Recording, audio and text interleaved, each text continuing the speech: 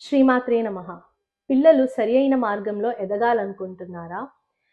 వేదాలలో మన ఋషులు దీనికో అద్భుతమైన ఉపాయాన్ని సూచించారు. దుర్గా సప్త శ్లోకాలు.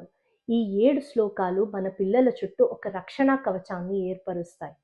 అంతేకాకుండా వాళ్ళ జీవితంలో ఉన్నత స్థాయికి ఎదగడానికి తోడ్పడతాయి. జ్ఞానినామపి చేతాంసి దేవి భగవతి హి సా బలాదాకృష్య మోహాయ మహామాయా ప్రయచ్చతి. దుర్గే స్మృతా హరసి భీతిమశేష జంతో స్వస్థై స్మృతా మతిమతీవ శుభాం దదాసి.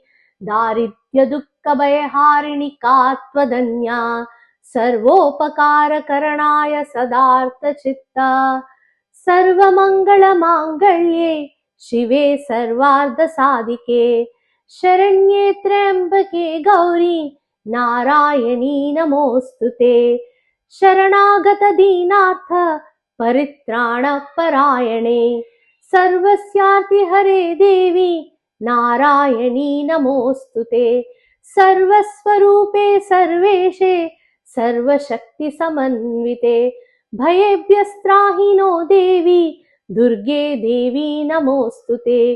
रोगानशेषान्नपहंसि तुष्टा रुष्टा तु कामान् सकलान् अभीष्टान्.